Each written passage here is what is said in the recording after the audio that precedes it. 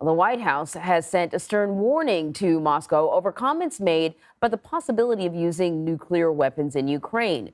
The veiled threat came as Russian President Vladimir Putin announced a mobilization of some 300,000 reserve troops last week. White House National Security Advisor Jake Sullivan joined Face the Nation Sunday to talk about their warnings to Russia. We have communicated directly, privately, at very high levels to the Kremlin that any use of nuclear weapons will be met with catastrophic consequences for Russia, that the United States and our allies will respond decisively, and we have been clear and specific about what that will entail. We have, in public, been equally clear as a matter of principle that the United States will respond decisively if Russia uses nuclear weapons.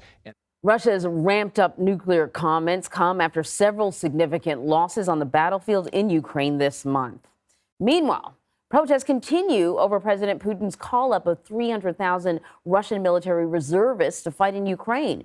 Reports say more than 100 people were arrested in Russia's Dagestan region during the demonstrations. The area has the highest death toll of any other province in the war.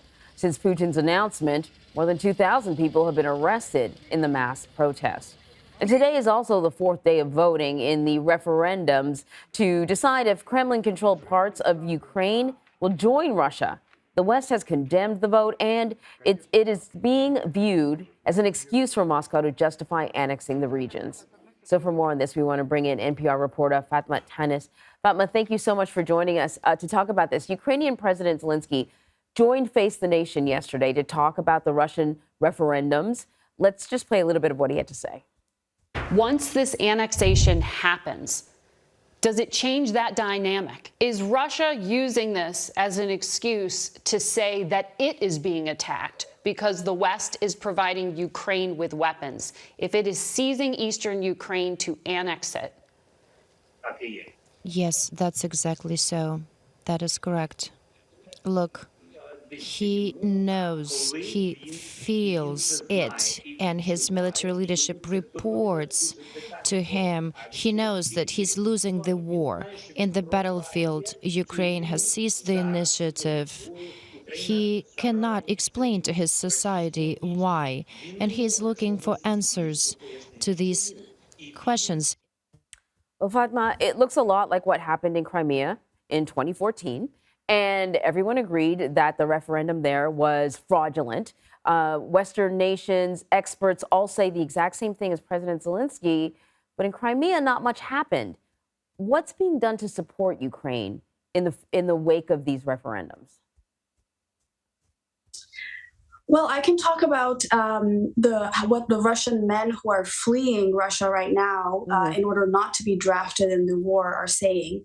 And they believe that the referendum is going to be the way for President Putin to annex the Ukrainian territories into Russia, and then use that to order a full-on mobilization. And that's partly why we're seeing so many men right now fleeing Russia through air, through land, any way they can.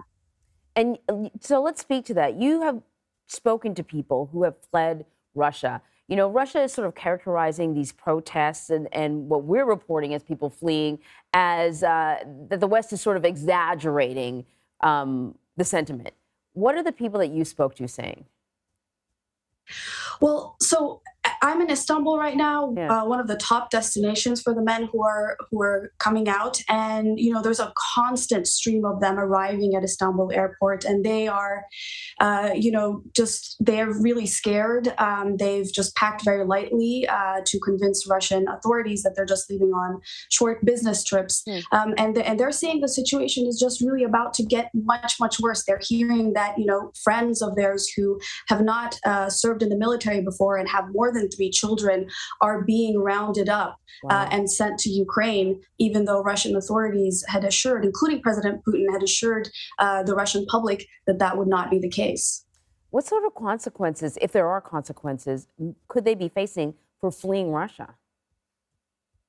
So President Putin just signed a law, actually, a couple of days ago, to make, I think he called it a denial of service, refusal of service law. And people who get caught fleeing are facing 10 years in prison. Wow. Fatma, thank you very much. Thank you.